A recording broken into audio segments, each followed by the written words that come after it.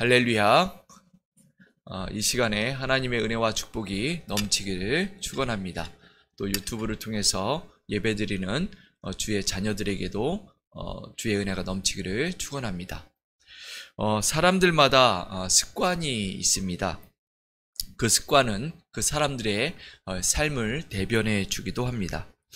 며칠 전에 제가 운전을 하는데 그 앞에 좌측에서 운전하며 가던 분이 자꾸 신호도 안 넣고 저 있는 쪽으로 이렇게 들어오는 거예요.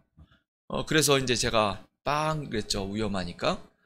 그랬는데도 비키질 않는 겁니다. 그래서 제가 이제 비켜갔어요. 이렇게 피해서 비켜갔는데, 그리고 이제 뒤에 오는 차를 이렇게 봤더니 그 차가 그 선을 밟고서 계속 가는 게 이게 습관인 거예요.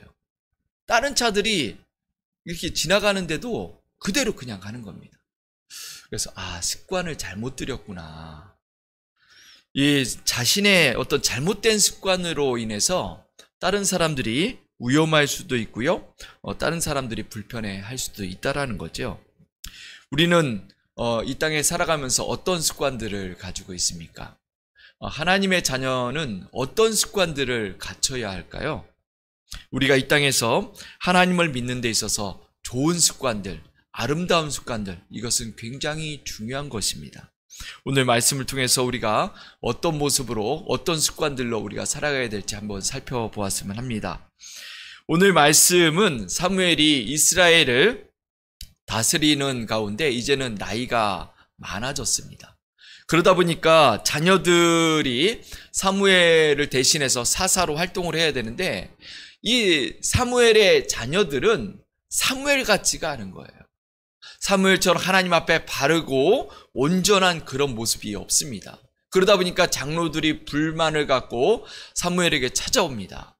그래서 뭐라고 얘기했냐면, 우리에게 왕을 세워달라고, 우리에게 왕이 필요하다라고 그렇게 이야기를 합니다. 그런데 이 사무엘이 그 얘기를 듣고 굉장히 불편해해요.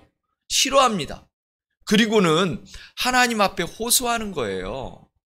하나님을 대신해서 사람을 세워달라고 한다고 하면서 하나님 앞에 호소하는 그런 내용입니다. 그런데 왜 사무엘은 이스라엘의 왕을 세우는 것을 불편하면서 싫어했을까요? 아니, 왕이 있으면 나라에 구심점이 생기고 중앙 집권 통제로 인해서 나라가 더 강력해진다고 하면은 좋은 거 아닙니까? 다른 나라들에게도 뭔가 영향력이 있고 자신의 나라가 더 강력하고 뭔가 힘을 발휘할 수 있다는 것은 그 나라에게 국력이 더 강해진다는 거죠. 그런데 왜 좋게만 보지 않고 이 사무엘은 그것을 불편해하고 그것을 원치 않았을까? 그것은요, 이스라엘 나라의 특성이 있기 때문에 그렇습니다. 이스라엘 나라는요, 다른 나라와 다르게 하나님께서 선택하고 하나님이 부르신 나라입니다. 그래서 아브라함 때부터 해서 하나님께서 부르셨고, 또 이집트에서 노예 생활하던 그 백성들을 불러서 하나님의 백성으로 만든 겁니다. 그래서 이스라엘은 하나님이 직접 다스리고 하나님이 직접 통치하는 신정 통치 제도를 갖고 있어요. 그런데 이 이스라엘 백성들이 이제 하나님이 왕이 아니라 사람의 왕을 원하는 거예요. 그러니까 당연히 하나님도 원치 않으시고 사무엘은 특히 하나님이 세운 사사기 때문에 그것을 기뻐하지 않는 겁니다. 그러면 진짜 이스라엘 백성들이 왕을 원하는 목적이 무엇일까요? 왕을 원하는 그 속내에는 어떤 내용들이 담겨져 있을까? 우리가 그것을 함께 그 이스라엘 백성들의 그 심리를 한번 살펴보도록 하겠습니다. 이스라엘 백성들이 왕을 원하는 진짜 이유, 첫 번째는 세상 나라 풍습을 본받으려는 것이기 때문에 그렇습니다. 5절에 보면 이렇게 말씀하고 있습니다. 장로들이 와서 하는 말이, 모든 나라와 같이 우리에게 왕을 세워달라. 왕을 세워달라는데 어떻게 세워달라고요? 모든 나라와 같이, 다른 나라처럼 왕을 세워달라는 겁니다. 이것은 다른 나라들이 하고 있는 풍습, 다른 나라들이 하고 있는 어떤 그 삶의 모습들, 이것을 우리도 배우고 그대로 하고 싶다라는 거예요. 이스라엘 백성들이 하나님이 세운, 하나님과 함께하는 그 정치체계에 신정 통치가 아니라 이제는 왕을 통해서 새로운 정치체계를 갖고자 하는 겁니다. 물론 보기에는 멋있어 보이고 이제 발전적인 모습 같지만은 이방 나라의 풍습, 이방 나라에서 가지고 있는 어떤 삶의 모습들을 그대로 자신들이 배우겠다라는 겁니다. 가나안 땅에 정착한 지 이제 400년 정도가 되었어요. 그러다 보니까 이스라엘 백성들이 가나안 사람들을 쭉 보아왔겠지요. 그들의 생활 풍습, 그들의 종교적인 모습들, 그들의 어떤 삶의 모습들을 보아왔을 겁니다. 그런 가운데서 좋아 보이는 거예요. 그들이 하는 것들이, 행동들이 이제 뭔가 배우고 싶고요, 좋아 보입니다. 기독교인들도 마찬가지예요. 하나님의 자녀들도요, 세상을 바라보면 세상 것들이 다 좋아 보입니다. 세상 것들을 갖고 싶고, 세상 것들을 배우고 싶고, 세상 것들을 하고 싶고, 세상 사람들이 하는 것들을 다 흉내내고 싶고, 그래집니다. 그렇게 되면 어떻게 될까요? 하나님의 자녀의 구분이 없습니다. 세상 사람과 똑같아지는 거예요. 세상 사람과 똑같아지고 세상 사람들이 하는 것을 그 하나님의 자녀들이 그대로 한다. 이건 무엇을 뜻하냐면은 하나님이 그 속에 있지 않겠다라는 겁니다. 하나님이 그 속에 함께하지 않는 겁니다. 그래서 하나님의 말씀은 그것을 경고하는 말씀이 기록되어져 있어요. 요한일서 2장에 보면 사도 요한이 이렇게 말을 합니다. 이 세상이나 세상에 있는 것들을 사랑치 말라. 누구든지 세상을 사랑하면 아버지의 사랑이 그 속에 있지 않다. 세상을 사랑하면 하나님이 그 속에 함께하지 않는다라는 거예요. 세상에 있는 것들은 육신의 정욕과 안목의 정욕과 이생의 자랑이니 이 같은 것들은 다 아버지께로 온 것이 아니다라고 얘기하고 있습니다. 육신의 정욕이 무엇입니까? 육신에 좋은 겁니다. 육신을 위해서 내가 좋게, 그리고 내 육신만을 위해서 살아가는 것, 이게 육신의 정욕이에요. 쾌락이죠. 그리고 안목의 정욕이 뭡니까? 눈에 보기에 좋아하는 것. 하나님이 보기에 좋은 것이 아니라 눈에 보기에 좋은 겁니다. 이생의 자랑이라는 것은 내가 자랑거리, 내가 나를 드러내고 싶은 것들, 하나님이 아닌 나를 드러내고 내 자랑거리가 되는 것들.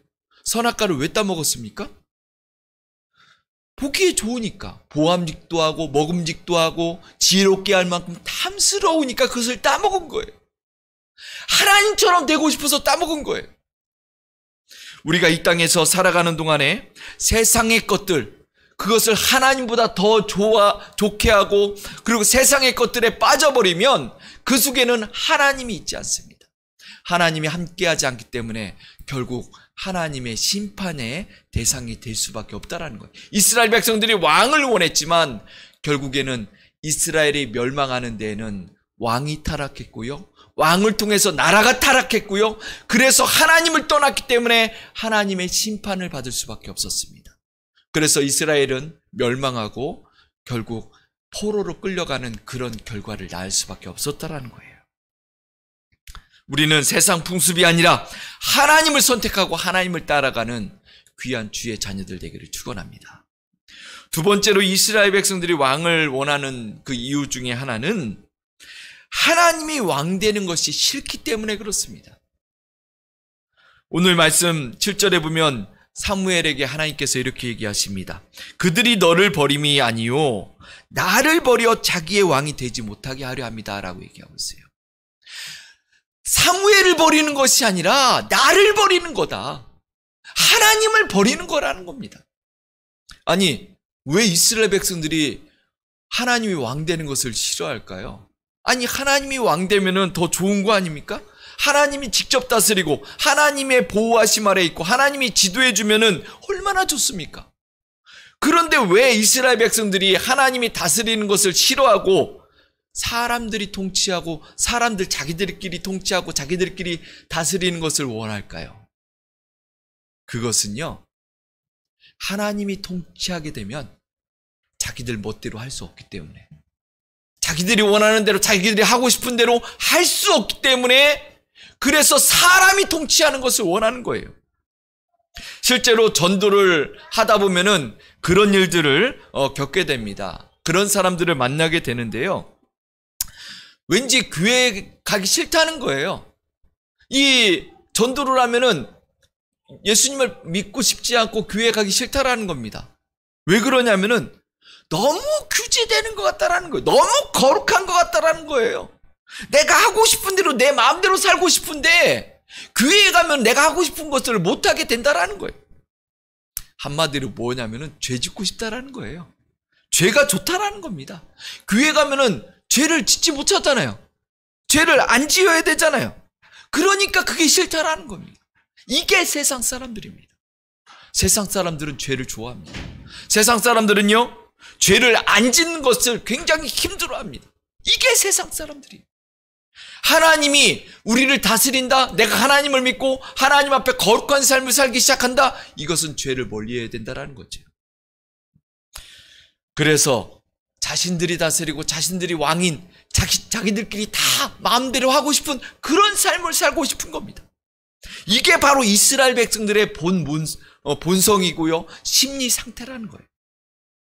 제가 대학교 시절에 저는 신학대학이니까 신학대학 그 교수님들 외에 교양 과목은 외부에서 강사분들이 오십니다. 일반 대학 그 교수님들이 오셔서 강사를 하시는데, 그 중에 한 교수님이 오셨는데, 그분은 자기가 교회 집사라고 그렇게 얘기를 합니다. 그런데 그분의 얘기가 뭐냐면 교회에서 권사직을 주기를 원한대요.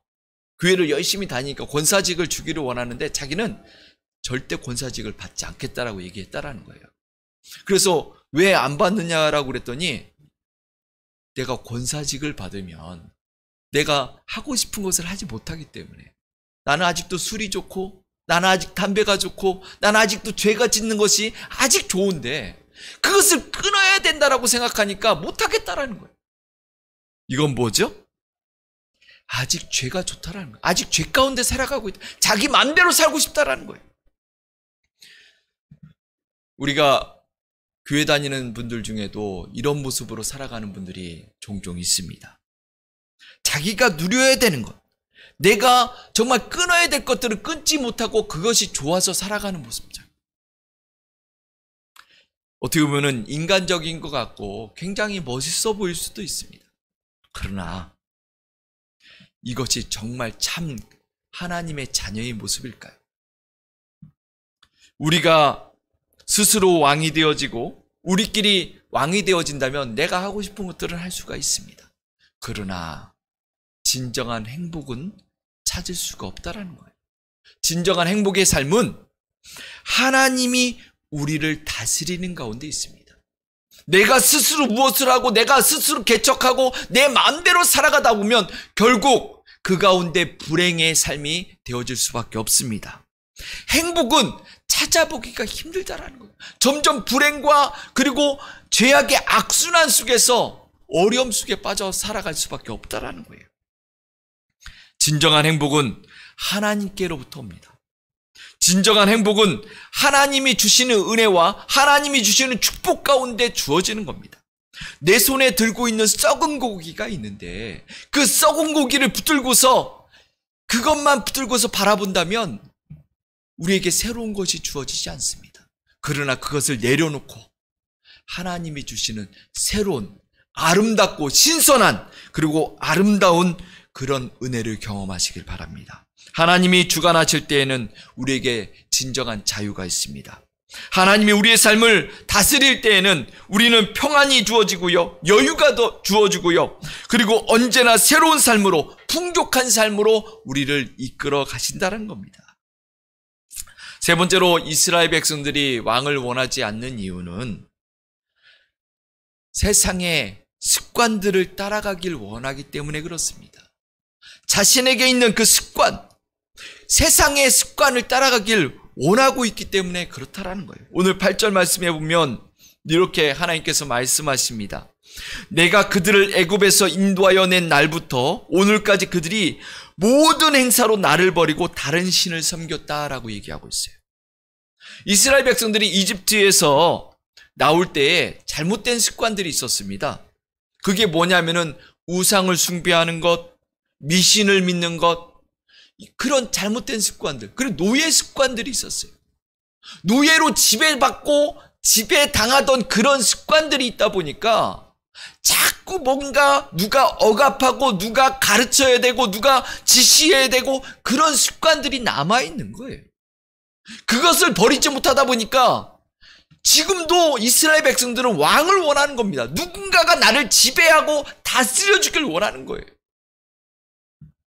하나님이 우리를 지배하고 하나님이 우리를 다스리게 된다면 우리에게 자유를 주십니다. 우리에게 기쁨을 주십니다. 하나님 안에서 우리는 여러 가지 자유와 평안과 기쁨을 누릴 수가 있는데, 우리가 자유인으로 사는 것이 아니라 노예처럼 지배받으면서 그렇게 살아가게 된다라는 거예요. 사람 고쳐 쓰지 못한다라는 그런 말이 있습니다. 이게 왜 그러냐면은 사람이 잘 변하지 않는다라는 거예요. 어렸을 때부터 갖춰진 그 습관들, 어렸을 때부터 내게 하루하루 그 몇십 년 동안 갖춰진 것, 이것을 어떻게 하루아침에 고칩니까? 아무리 사람이 뭔가 자극을 받는다고 하더라도요, 하루아침에 당장 달라지지 않습니다. 습관은요, 하루아침에 고쳐지지 않아요. 만약에 그분이 새로운 습관을 갖추려면요, 내가 지나온 그 시간만큼의 그 시간이 또 흘러가야 되는 거예요. 그렇다면은 우리 그리스도인들이 예수님을 믿고 하나님의 자녀로서 하나님의 자녀의 습관들을 갖추려면 어떻게 해야 될까요? 결단해야 되고요. 내가 새로운 습관을 갖기 위해서 계속 노력해야 되는 겁니다. 힘들지만 어렵지만 그런 습관들을 갖추려고 계속 앞으로 나아가야 되는 거예요. 저는 걸음걸이가 약간 팔자 걸음걸이가 있습니다. 그래서 제가 군대에 갔을 때에 군대 선임병들에게 많이 야단을 맞았어요. 왜냐하면은 이제 팔자로 걸으니까 이 군대에서는 똑바로 걸어야 되잖아요. 11자로. 그러니까 이제 그게 잘 고쳐지지가 않는다고 해서 야단도 맞고, 그리고 이제 많이 지도를 받았지요. 그래서 이제 저도 나름대로 노력하는 가운데 이제 고쳐졌다라고 그렇게 생각을 하고, 그리고 이제 제대를 했어요. 그런데 웬걸요? 다시 팔자로 걷기 시작하는 거예요. 지금도요, 팔자로 걷는 것이 습관화되어 있습니다. 어떻게 보면 계속 고쳐보려고 노력하지만 잘 안 돼요. 어떻게 보면 평생 그거를 고치려고 노력하는 가운데 살아야 될지도 모릅니다. 그렇다고 해서 노력하는 것이 잘못인가요? 노력하는 그것이 보기가 흉한가요? 힘들다고 포기해야 될까요? 오히려요, 그 잘못된 습관이 있는 줄도 아는데 그것을 고치지 않으려고 하는 것이 보기가 흉한 겁니다. 우리는 하나님 앞에 죄악의 습관들이 있습니다. 우리가 신앙생활 하는데 잘못된 습관들, 그리고 노예 근성, 이런 것들이 있을 수 있어요. 그렇다면 뜯어 고쳐야 되는 겁니다. 하나님 앞에 새로운 습관들을 갖기 위하여 거룩한 마인드와 그리고 아름다운 모습을 갖추기 위하여 자신을 치고 훈련하고 노력하는 그런 모습들이 계속 있어야 되는 거예요. 그 과정이 아름다운 거고요. 그 모습이, 고치려고 노력하는 그 모습이 하나님이 볼 때 아름답게 보시고 하나님이 인정해 주시는 부분입니다. 우리는 완벽하지 않을 수 있습니다. 우리는 성숙하지 않을 수 있습니다. 아직 미완성일 수가 있어요. 그러나 계속 갱신하려고 하고, 계속 변화되어지려고 하고, 계속 성결되어지려고 하고, 그렇게 노력하는 그 모습이 바로 하나님 앞에 아름답게 세워지는 모습입니다. 하나님의 자녀들은 더 이상 죄악의 노예가 아닙니다.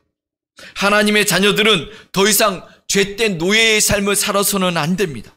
우리는 진정 구원받은 백성이고 하나님의 보호하심 아래 살아가는 자유인입니다. 그렇기 때문에 우리가 잘못된 습관들이 있다면 싸워 나가야 되고요. 계속 성숙과 거룩의 길로 달려가야 되는 겁니다. 우리가 완성된 습관이 아니지만, 성숙된 모습은 아니지만, 그러나 거룩으로 달려가려고 그 노력하는 가운데 새로운 습관들이 우리에게 갖춰지고요. 예수님을 닮아가려고 우리가 노력하는 가운데 우리는 아름다운 습관들이 우리에게 점차 우리에게 익숙해져 갑니다. 그런 가운데서 우리는 거룩해지고 주님 앞에 아름답게 세워질 줄 믿습니다. 주님 앞에 서는 그날까지 우리가 최선을 다해서 천국의 그 상을 바라보면서 달려가는 저와 여러분들이 되기를 축원합니다. 우리 이 시간에 함께 기도하는